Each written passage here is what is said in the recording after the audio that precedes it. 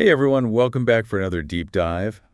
This time we're going through the Ulster Aviation Society's February 2025 AIRMAIL magazine. Oh, this is a good one. It is. There's so much packed in here. So we've got everything from a heartwarming story about a veteran turning 100 to a mystery surrounding a submerged Wildcat fighter plane, and even a trip to see the Space Shuttle Endeavour. The breadth of material here is pretty incredible. Absolutely. So much to unpack. And where better to start than with the chairman's column? Always a good place to begin. Sets the tone for the whole issue. Right. Ray Burroughs, MBE. He's got this way with words. He's got such enthusiasm. He does. He's so passionate about aviation. He's reflecting on the past year, and he's really excited about how the society is growing and thriving. You know what really struck me was his comment about all the new young members coming in? The influx of Queen's University aerospace engineering students. Oh, yeah. That's amazing. It's not just a hobby for older generations anymore. It's attracting this whole new crowd of young people who are passionate about aviation. Think about it. These are the folks who could be designing the aircraft of the future. Right. But they're choosing to spend their free time restoring vintage planes and learning from the more seasoned enthusiasts in the society. It's really inspiring. Yeah. It just shows you the enduring allure of aviation. You know, there's something timeless about it, the mechanics, the history, the sheer wonder of flight. Absolutely. And Burroughs seems to recognize that. He's tapping into that energy. Remember his call for volunteers? Oh, yeah? We need you. Channeling that wartime poster. It's a call to action. It makes you want to roll up your sleeves and pitch in. Speaking of which, this issue has a lovely piece about a very special birthday coming up. RAF veteran Fred Jennings is turning 100. 100 years old. That's incredible. It is. And those photos of Jennings on the rear cover? Oh, they're fantastic. I know. He's got this twinkle in his eye like he's seen it all and still finds joy in every moment. A century of life intertwined with aviation history. It really makes you think about the human side of all of this, you know, the personal stories behind the machines. And sometimes those machines hold mysteries, too. Oh, are you talking about the Heritage Happenings section? Yes. The Wildcat JV-482 submerged in Portmore Loch. That's been an ongoing saga, hasn't it? It has. And finally, we're getting some answers. Remember that photo we talked about? The one with the plane frozen in the ice? Oh, yeah. Haunting image. Well, they've managed to identify everyone in the photo, which has helped pinpoint the crash date. Oh, wow. So it wasn't 1947 like they originally thought. Nope. It seems to happen much earlier. Really? Yeah, shortly after Christmas Eve in 1944. Wow. That photo must have been taken just days after the crash then. I imagine that parts of the plane potentially still visible under the ice. Gives me chills just thinking about it. And to think that photo sat unidentified for decades, just waiting for someone to unlock its secrets. It makes you wonder how many other stories are still out there just waiting to be discovered. Right, buried in archives or someone's attic. We're constantly learning new things and reinterpreting the past as new evidence emerges. Absolutely. Now, speaking of history, this issue takes us on a journey through some other fascinating aspects of aviation, technological marvels of the Space Shuttle Endeavour. That's a big jump from a frozen Wildcat. But, you know, in a way, they both represent this human drive to push the boundaries of what's possible in aviation. You can really see that in Ben Croy's article about seeing all 4 remaining shuttles in a single year. He's just in awe of them. Like he's standing before these giants of space exploration. You can feel that awe coming through in his writing for sure, especially when he talks about the California Science Center and how meticulously they've preserved Endeavour. It's like you're right there with them, you know, walking around, taking it all in. What really stood out to you about his description? I think it's those little details he throws in, like how the shuttle was designed almost backward compared to traditional rockets. Unconventionally right. Yeah, exactly. And he explains it so clearly, even I could understand it. And I'm no rocket scientist. He does have a knack for making complex topics accessible. He does. And, you know, it really makes you appreciate the complexity of launching this thing into space. The fact that they reused parts of the shuttle, like the solid rocket boosters. Oh, yeah. Some of those flew on like 81 different missions. Can you imagine? It's mind-boggling. It really speaks to the engineering genius behind the shuttle program, doesn't it? For sure. Pushing the limits of technology and materials and everything. It makes you appreciate those preservation efforts even more.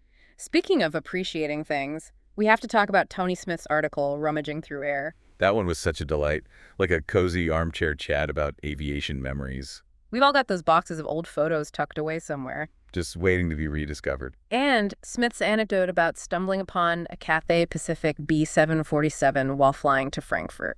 What a chance The encounter. kind of thing you never forget. And the story of the sponsored Vulcan wash. It's amazing how these planes can bring people together, you know? It's more than just a shared hobby. It's a real sense of community. Okay, so we've got the technological marvels, the personal reflections, and now we're moving on to the pure spectacle. You mean Colin Boyd's report on the Oshkosh 2024 air show? Boyd does such a great job of capturing the energy and excitement of that event. You can practically hear the roar of those engines. And feel the heat from the pyrotechnics during the B-25 Mitchell bomb run simulations. Okay, now you're just making me jealous.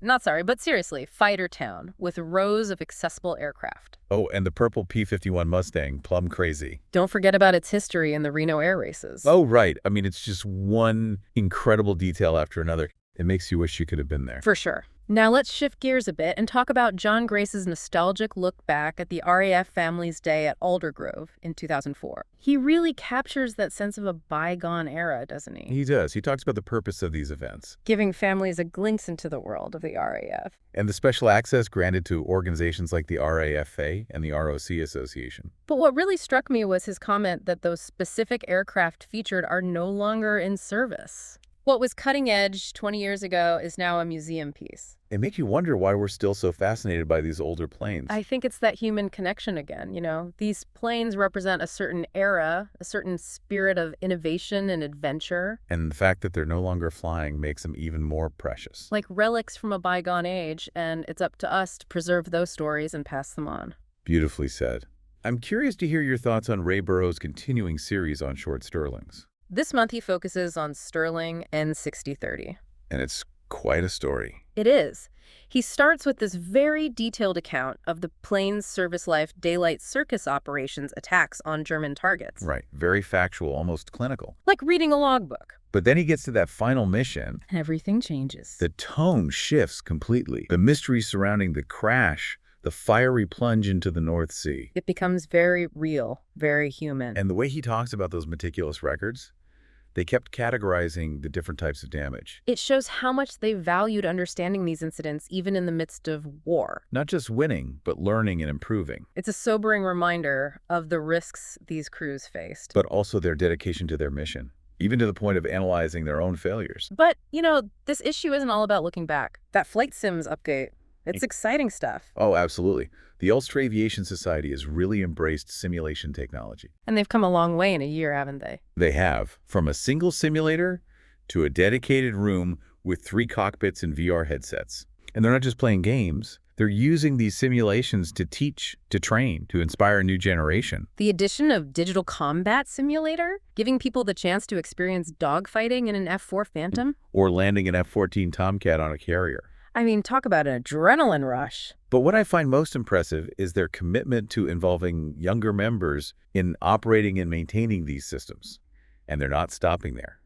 They mentioned the highly anticipated launch of Microsoft Flight Simulator 2024. While it's had a few hiccups, its potential is undeniable. And have you seen the advancements in simulated air traffic control? The speech recognition, the AI, it's incredible how realistic they've made it. It's like bridging the gap between simulation and reality. And making aviation accessible to a whole new audience. Okay, before we get too carried away with the future, let's take a moment to appreciate the past. You mean the photo collection on page 24? President George W. Bush visiting Aldergrove in 2008, Air Force One, and Marine One on the tarmac. The photos are stunning, you know, connecting people and events in ways we often take for granted. But let's get back to those dedicated folks at the hangars. They've been busy, haven't they? Always. Ray Burroughs' hangar updates are full of their latest triumphs and challenges. It's like getting a behind-the-scenes look at all the hard work that goes into keeping these aircraft alive. Yeah, it's amazing what they're doing. Take the Tucano rebuild, for example. Burroughs talks about the learning curve they faced, especially with attaching the wings. I bet that was a challenge. It sounds like it. Yeah. But you can sense the pride in his words when he talks about how it all came together. It must be so satisfying to see those wings finally in place. Like a giant jigsaw puzzle. And it's not just about restoring the planes themselves, it's about keeping those restoration skills alive. Yeah, think about the AEC Matador. Oh, wow, yeah. That's a vehicle from a whole different era. It requires a completely different set of expertise. It's like preserving a piece of engineering history. And then you've got those young folks working on the NI School's Build a Plane project. Oh, that's fantastic. Can you imagine the thrill of building a plane from scratch? I mean, talk about hands-on learning. Burroughs mentions Wesley and Aiden tackling the fabric covering. After their training visit, no less. It's amazing. They're getting a real foundation for a future in aviation. Whether they become engineers or pilots or just passionate enthusiasts. It all comes back to passing on that legacy to the next generation. Absolutely. Speaking of legacy, what about the Wildcat project? Oh, yeah. It sounds like they're making steady progress on the rear fuselage and tail fin area. And they're uncovering more of that frozen in time story. Oh, right. Remember that photo we talked about earlier? The one that helped pinpoint the crash date? Yeah, Burroughs points out that it might actually show parts of the wreckage poking through the ice. Wow. Like the front windscreen and the cockpit canopy. It's like a ghost ship emerging from the depths. It really makes you wonder what else might be down there. I love how Burroughs talks about creating new displays during the winter closure period. Like the one about RAF Longcache during the war. That sounds fascinating. He's hoping to have it finished by the official reopening on March 1st. It's great that they're always looking for ways to engage visitors. And it's not just about the big, flashy planes either. They're also focusing on those smaller details in the engine room and the aircrew life support equipment room. It's about telling the whole story, from the mechanics to the personal experiences. All adds up to a richer understanding of aviation history.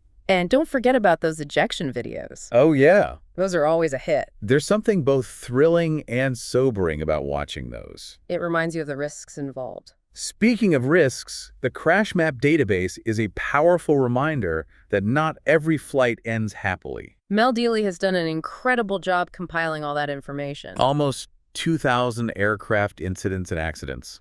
And I like how they're expanding the scope to include Ulster's Battle of Britain pilots. Alongside their Southern Irish counterparts in the Aldergrove room. It's about recognizing the contributions of everyone involved. Well, this deep dive into the world of the Ulster Aviation Society has been a real treat. From those moving personal stories to the meticulous restoration work and the embrace of new technologies. It's clear this society is more than just a group of airplane enthusiasts. They're custodians of history storytellers and passionate educators. Couldn't have said it better myself. This issue of AIRMAIL really captures their spirit. So as we wrap up this deep dive, I want to leave you with a question.